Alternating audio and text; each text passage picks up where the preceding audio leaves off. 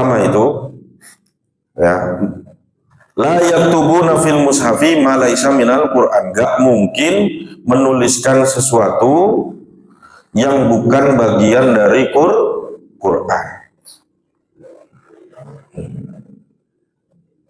Wa kanu yatashaddaduna fi dzalika, dan mereka betul-betul berhati-hati yang dengan demikian itu.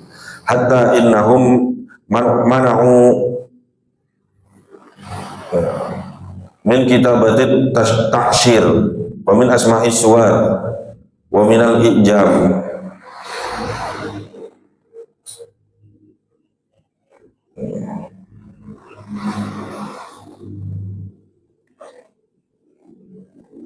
Dan seterusnya ini, bahwa tertulisnya basmalah dalam Al-Quran itu ya, itu sudah pasti menjelaskan bahwa basmalah itu bagian dari ayat Al-Quran, kayak gitu, bagian dari surat.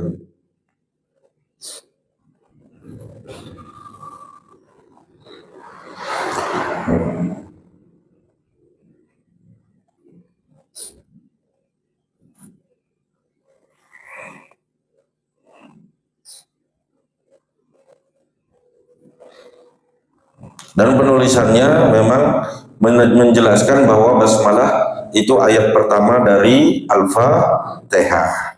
Kemudian wa fi awwali suwar dalla ala annahu ayatun min kulli suratin min suwaril Qur'an.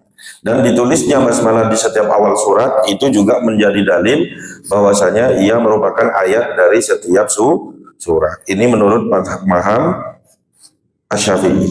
Dan kita di Indonesia kebanyakan sama. Baik NU Muhammadiyah itu mazhabnya sama dengan Asy-Syafi'i, yaitu basmalah bagian dari Al-Fatihah. Tapi kita tidak boleh mengesampingkan mazhab yang lain. Kita baca sekarang berikutnya dalilul Malikiyah. Jangan setelah dibacakan dalilnya Maliki kita lebih condong ke mazhab Maliki, bisa jadi begitu. Wastadallul Malikiyah anal basmalata laisat ayatun minal Fatihah wala minal Qur'an wa innama hiya litabarruk bi adillatin nujizuha fi ma yali. Nah, ya. Maliki berdalil bahwa basmalah itu bukan ayatnya Fatihah, juga bukan ayatnya setiap surat dalam Al-Quran, dan basmalah itu hanyalah sebagai sarana tabarruk, mendekatkan diri kepada Allah. Ya. Hanya doa saja. Jadi sebelum membaca setiap surat, doanya ya basmalah itu. Nah, gitu maksudnya. Yang pertama, hadis Aisyah radhiyallahu anha qalat. Ada hadis riwayat Aisyah radhiyallahu anha, beliau berkata, "Kana Rasulullah sallallahu alaihi wasallam yaftatihu shalah bit takbir." Rasulullah sallallahu alaihi wasallam itu kalau buka salat, bacaannya yang pertama adalah dengan takbir. Gerakannya dengan takbir wal qiraah bilhamdulillahi rabbil alamin. Adapun bacaannya adalah dengan alhamdulillahi rabbil alamin. Ini riwayat Aisyah. Hadisnya riwayat Muslim sahih. Ini menunjukkan basmalah gak dibaca memang. Okay. Kemudian sanian hadis Anas kama fi sahihain. Hadis Anas sebagaimana tertera dalam kitab Bukhari Muslim. Qala shallaitu khalfan Nabi sallallahu alaihi wasallam wa Abi Bakar wa Umar wa Utsman. Aku pernah sholat di belakang Nabi, Abu Bakar, Umar dan Utsman. Fakanu yastaftihuna bilhamdulillahi rabbil alamin. Semua Nabi, Abu Bakar, Umar, Utsman itu kalau sholat membuka bacaannya dengan alhamdulillahi rabbil alamin. Tidak dibaca basmalah di situ. Wa fi riwayatin la yadhkuruna bismillahirrahmanirrahim. Dalam satu riwayat yang diriwayatkan oleh Imam Muslim, mereka semua tidak membaca basmalah, la fi awwali qiraati, tidak di awal bacaan, wala fi akhiriha, maupun di akhir bacaan. Ya, rawahul Bukhari Muslim an Anas bin Malik. Hadis riwayat Bukhari Muslim dari Anas bin Malik. Itu dalil berikutnya. Kemudian yang ketiga, wa minad dalil annaha laisat ayatun minal Fatihah, hadis Abi Hurairah qala sami'tu Rasul sallallahu alaihi wasallam yaqul. Nah, ini juga hadis yang sering kita dengar. Ada hadis yang menunjukkan bahwa basmalah bukan bagian dari Al-Fatihah. Itu riwayat Abi Hurairah, ya, bahwasanya beliau pernah mendengar Nabi mengatakan, qala Allahu azza wa jalla, kata Nabi, Allah berfirman. Berarti nama hadis qudsi. Ya. Kata Allah apa? Kata Nabi, qasamtus shalah baini wa baina 'abdi nisfain.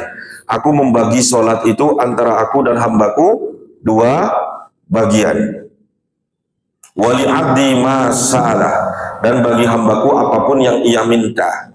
Fa idza qala al-'abdu, ketika hambaku membaca alhamdulillahi rabbil alamin, ya, segala puji bagi Allah Tuhan semesta alam.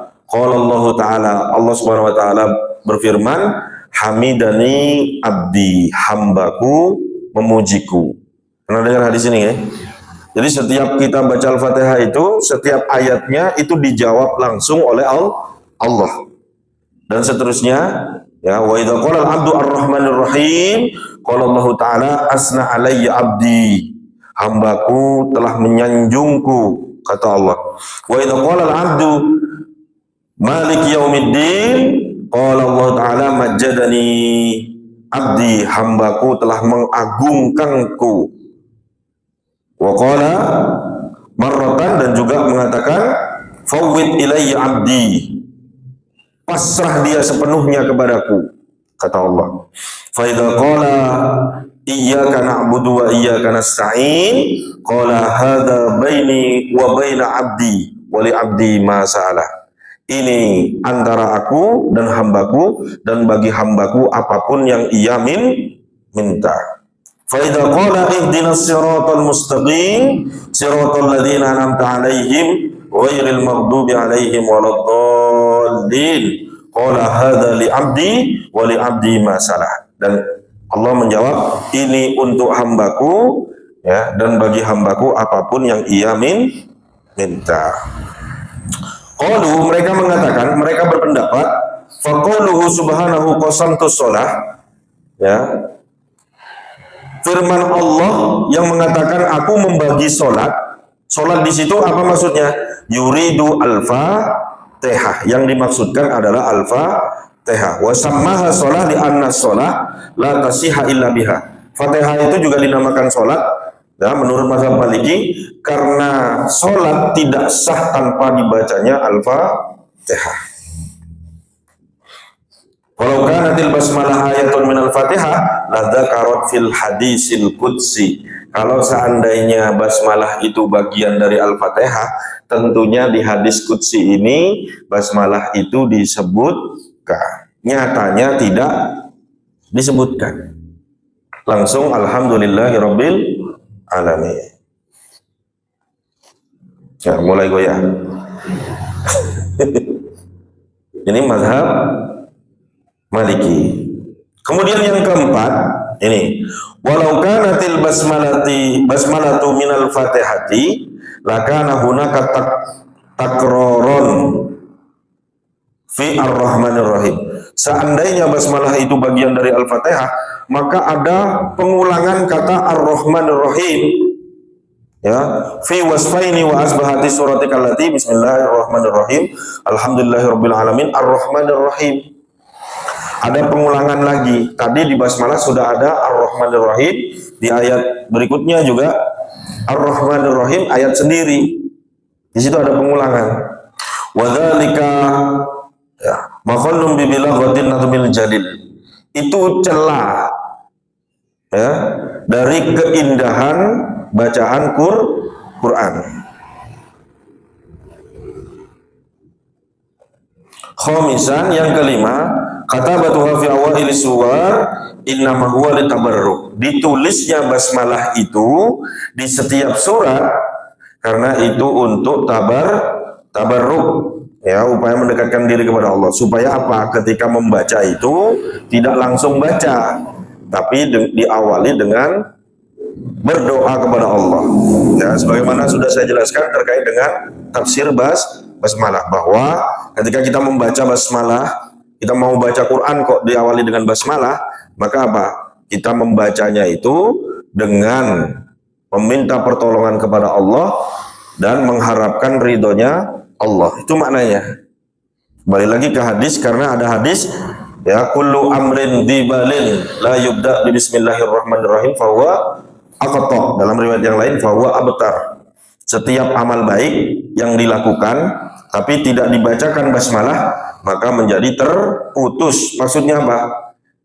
Basmalah itu menjadi apa? Sarana untuk menjadikan kegiatan kita itu bernilai ibadah. Ya, gitu maksudnya. Itu dalam mazhab Maliki.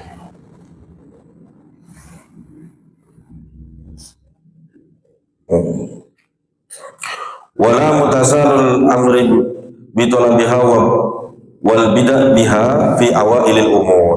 Ya, tidak hanya membaca saja, tapi juga kita memang dianjurkan dengan membaca basmalah itu di setiap kegiatan. Wahia intawatir katabuha fi awalis suwar falam yutawatir kaunuha qur'anan fiha. Ya, bahwa memang basmalah itu secara mutawatir tertulisnya seperti itu di setiap awal surat, tapi tidak secara mutawatir itu merupakan bagian dari ayat setiap surat itu. Ya, tidak ada riwayat yang mutawatir menjelaskan bahwa basmalah itu ayatnya semua surat itu. Qala al-Qurtubi as-sahih min hadhil aqwal qaulu Malik. Kalau kata Imam Qurtubi, karena memang mazhabnya Maliki ini, beliau ya, yang paling sahih berkenaan dengan pendapat basmalah ini adalah qaulu Malik. Perkataannya Imam Malik, li'anna al-Qur'an la yasbutu bi akhbaril ahad. Karena Al-Qur'an itu tidak boleh ditetapkan berdasarkan khobar yang ahad, hadis ahad. Semua yang ada dalam Quran itu harus berdasarkan khobar mutawatir. Paham enggak maksudnya nih? Hadis itu atau khobar itu terbagi menjadi dua secara sanad. Yang pertama, ada yang sanadnya itu mutawatir. Maksudnya apa? Ya, mutawatir itu diriwayatkan oleh sekelompok orang yang sangat banyak. Dari generasi sahabatnya yang mengatakan banyak, dari generasi tabi'innya yang mengatakan banyak, dari generasi tabi'un tabi'in mengatakan banyak. Saking banyaknya yang mengatakan, sehingga apa? Mustahil orang sebanyak itu bersepakat untuk bohong. Sehingga apa? Kebenarannya itu atau dilalahnya itu ya, ia merupakan qat'iyud dilalah. Kebenaran pendalilannya berdasarkan hadis mutawatir itu pasti qat'i. Sedangkan hadis ahad itu hadis atau riwayat ya, yang diriwayatkan oleh segelintir orang, tidak sampai derajat mutawatir. 1 sampai 5, bahkan ada yang bilang sampai 10. 5 sampai 10 itu ya disebut masyhur. Kalau di bawah 5 ya itu disebut gharib, asing. Kalau bahkan 1 saja yang meriwayatkan misalnya, yang dengar cuma 1. Nah, itu disebut hadis ahad. Meskipun sahih, hadis ahad itu kebenarannya gak qat'i, gak pasti. Dilalahnya kata para ulama, nopo? Dhonniyud dilalah. Kebenarannya itu masih dhonni, prasangka. Kemungkinan benar, tapi masih ada kemungkinan salah, meskipun kemungkinan salahnya sedikit. Dhonni itu ya berbeda dengan syak. Syak itu artinya ragu. Kalau ragu itu berarti apa? 50 tengah-tengah.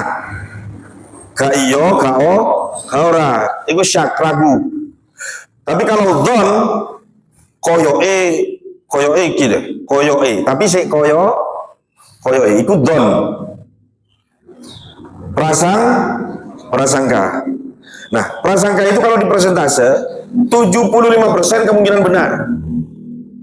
Tapi masih ada kemungkinan salah 25%. Sehingga meskipun hadisnya sahih, tapi kalau hadisnya itu ahad, ya, itu tidak bisa dijadikan dasar akidah kata para ulama. Termasuk di kita di Muhammadiyah ini. Oke, kita tidak mendasarkan akidah kepada hadis ahad, meskipun hadisnya sahih. Kenapa?